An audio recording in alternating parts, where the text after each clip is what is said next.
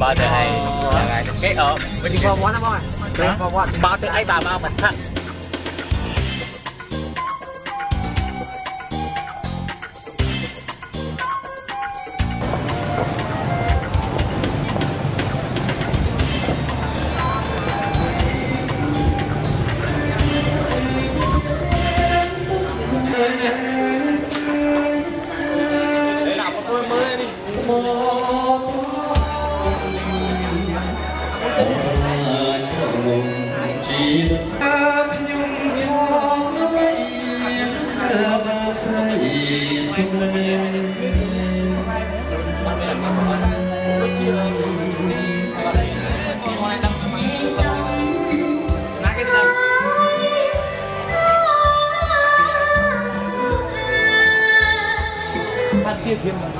học kim mi mà thọ cái bị chạy tập chữ không được phi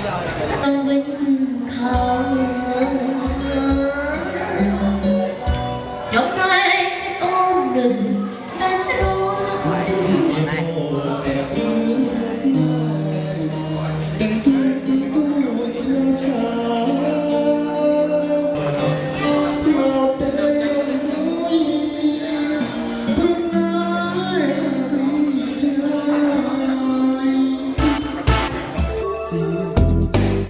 haiពួកគេក៏មានការភ្ញាក់ផ្អើលដែរ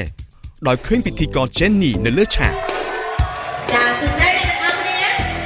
ចាឥឡូវនេះពេលវេលាដែលលោកអ្នកកំពុងតែទន្ទឹងរង់ចាំបានមកដល់ហើយតែសម្រាប់ទាំងបុគ្គលទាំង6រូបចាគឺមានការសាកល្បងចាសមត្ថភាពពិសេសថ្មីមួយទៀតហើយចាប៉ុន្តែមុននឹងឈានដល់ការប្រកួតប្រជែងនេះសូមជួបជាមួយនឹងបងស្រីដែលរស់នៅចាខេត្តកំពង់សាបចាសូមសម្ដែងចាដែរបងស្រីទាំងអស់គ្នាមួយអូហូចាសូមជម្រាបខាងណាបងចាចាជំរាបសួរបងឈ្មោះអីដែរបងឈ្មោះដងស្រីទៀនចាបងធ្វើការអីដែរបងចាខ្ញុំជាស្ត្រីសង្ស័យស្រាមីចាហើយចាំបងស្រីខាងណាទេជំរាបស្លាយបងខ្ញុំឈ្មោះអុកសុភាធ្វើការនៅស្ថាប័នវិទ្យាជាន់ខេត្តបៃសុនីសចាអរគុណច្រើនចាំបងស្រីខាងណាចាខ្ញុំឈ្មោះជាសថាជាស្ត្រីវិទ្យាតែវិទ្យាចាបងស្រីខាងណាឈ្មោះអីដែរបងតែសួរអូនបងឈ្មោះរស់សានឿនជាអាជីវករលក់ដូរក្នុងផ្សារចាអរគុណច្រើនចាចំពោះបងស្រីចាគឺសិទ្ធិសឹងតែមកពីខាងចាក់គេហាត់ខាងក៏ដូចជាការប្រកបពលរបស់រកស៊ីផ្សេងៗគ្នាទាំងអស់ចាឥឡូវនេះយើងជួបគ្នាជាថ្មីម្ដងទៀតគឺនៅតែនៅភូមិនេះខាងនេះតែម្ដងចាឥឡូវនេះកម្មវិធីអ្នកជាបរិបទយូរអត់មែនបានមកដល់ចាខេត្តកំពង់សោមហើយចាហើយមានកម្មវិធីពិសេសមួយចាគឺតម្រូវឲ្យអ្នកទាំងអស់គ្នាស្វែងយល់អំពីចិត្តស្ត្រីតើពួកគាត់ត្រូវការអ្វីចាឥឡូវនេះសូមជឿបងស្រីសូមជឿចុះទៅខាងក្រោមសិនទៅចាបន្តិចទៀតយើងនឹងជួបគ្នាម្ដងទៀតរងណាចាអរគុណច្រើនលោកស្រីនាងទីមេត្រីចាកម្មវិធីថ្ងៃនេះគឺចង់ដឹងការស្វែងយល់ចាយ៉ាងណាទៅដែលហៅថាការស្វែងយល់អំពីចិត្តស្ត្រីនោះប៉ុន្តែនាងខ្ញុំថ្ងៃនេះឈរតែម្នាក់ឯងបានលោកធននេះពិធីករប្រុសមួយអត់ដឹងគាត់បន្ទាប់មកពិធីករ Jenny នឹងធ្វើការបែងចែកក្រុមបេក្ខជនជា2ក្រុមគឺតម្រូវឲ្យពួកគេឆ្លើយនឹងសំណួររបស់បងស្រីទាំង4នាក់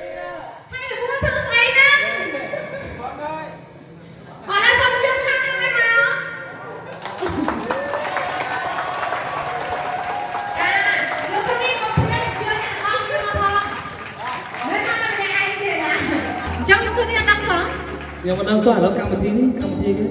ចាកម្មវិធីថ្ងៃនេះគឺពិសេសផ្សារមែនទែនគឺចង់ដឹងចង់ស្វែងយល់ចាអំពីតម្រូវការរបស់ស្ត្រីតើពួកបងស្ត្រីគាត់ត្រូវការអ្វី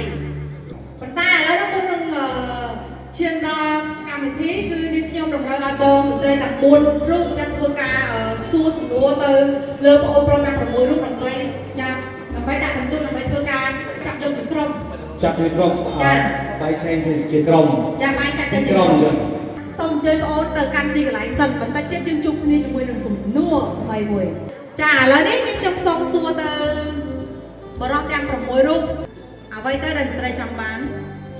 លើលើដៃមុនអញ្ចឹងមែនចាឥឡូវសូមអញ្ជើញឡើងមកម្នាក់ម្ដងហើយឆ្លើយឡើងមកម្ដងអ្នកណាគេខ្វះហានមកមុនគេចាជំនួសខ្ញុំចង់សួរថា ស្ត្រីត្រូវការអ្វី ត្រូវការជួយទីមួយគឺត្រូវការជួយគ្នាទៅវិញទៅមកផង ប៉ុណ្ណឹងហ៎ បាទ ចាសុជាតិចា ឆ្លើយឆ្លើយតែកៅតែស្អីទៅកៅតែទៅការទៅតែចិត្តពីតែទៅតែទៅតាមអត់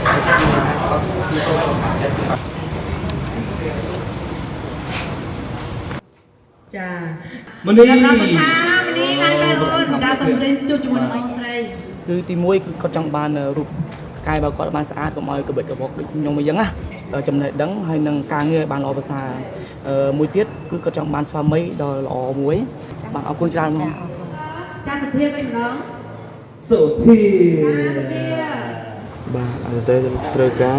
គ្រួសារនិងកក់ក្ដៅមួយនឹងមានសុភមង្គលនឹងចង់បានស្វាមីដ៏ល្អហើយនឹង បាទ ចាចាំទៀតហើយចា ទូ ចាវិទូជួបជាមួយនឹងបងស្រីចំនួន4រូបនោះណា ស្ត្រីគឺត្រូវការ2គឺផ្លូវកាយនិងផ្លូវចិត្តបាទចំណាយផ្លូវកាយទៅពីច្បាំងពលហើយប្តីចេះយល់ទុកធុរៈការយល់ទុកធុរៈប្រពន្ធទាំងការទៅដើរណាតាមនៃយុគលុកមកនេះ ចូលនេះចាសូមជើញ សេចក្តីស្រឡាញ់ពិតពីស្វាមីបានថាស្រឡាញ់គ្រប់កលៈទេសៈមិនថាស្រឡាញ់ពេលនៅស្អាតអញ្ចឹងមេចាញ់សម្រាប់អូនណាអញ្ចឹងហ្នឹងខ្ញុំមិនជឿ ចាឥឡូវនេះគឺនៅលើកំណត់ដៃនឹងខ្ញុំតែម្ដងឥឡូវបងប្អូនទាំងនៅខាងមុខជួយចាំលេខខ្លួនឯងណាចាហើយយើងនឹងបែងចែកក្រុមតាមនឹងចាឥឡូវនេះផាណាអូនជាប់លេខ1ផាណាចាសុជាតិលេខ2ចាមនីលេខ3ចាលេខ4បានទៅលើវិទូហើយលេខ5បានទៅលើតូនីហើយសុធាបានទៅលើចាលេខ6បានទៅលើសុធាចាឥឡូវនេះខ្ញុំបែងចែកក្រុមតែម្ដង បែងចែកតាមមែនទេចានេះ ចាបែងចែកហើយនេះខ្ញុំនឹងបញ្យល់ថាហេតុអីបានកម្មវិធីយើងតម្រូវឲ្យអញ្ចឹង ហ្នឹងហើយ ចាឥឡូវនេះខ្ញុំយកលេខ1លេខ5និងលេខ4ទៅជាក្រុមទី1ចាលេខ6លេខ2និងលេខ3នឹងនៅក្រុមទី2ចាឥឡូវនេះខ្ញុំសូមប្រាប់មូលហេតុទៅឲ្យបងប្អូនទាំងអស់គ្នាបានដឹងហើយក៏ដូចជាអស់លោកស្រីនិងកញ្ញាដែលនៅតាមគេថាក៏ដូចនៅទីនេះហេតុអីបានចាប់លេខ1លេខ2ជាមួយលេខ1លេខ5លេខ4នៅមួយគ្នាអញ្ចឹង ចាដោយសារតែចាក្រុមប្អូនខ្លះបកកែខាងមហាចាក់ដឹងច្រើនអំពីស្ត្រីហើយប្អូនខ្លះគឺថាអត់សូវបានដឹងអញ្ចឹងយើងយកអ្នកខ្លះដាក់ជាមួយអ្នកខ្សោយចាក់យកជាក្រុមតែម្ដង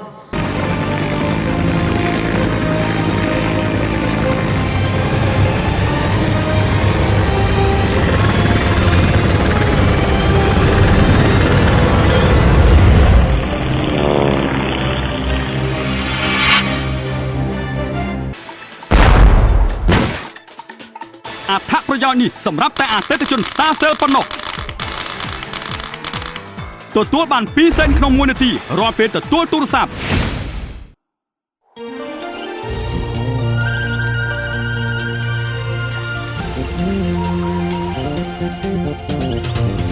សម្លឹងមើលមេពិតឃើញច្បាស់ទីមេស្រឡាំងមានរស្មីពន្លឺពណ៌មាសក្រាលក្រោកដែនដីសុវណ្ណភូមិជាប់ចិត្តស្រឡាញ់ឃ្លាតមិនបានអារម្មណ៍សុខសាន្តជ្រាបបេះដូងជាខ្មែរស្និទ្ធស្នេហ៍ថែជាតិថ្លៃថ្លា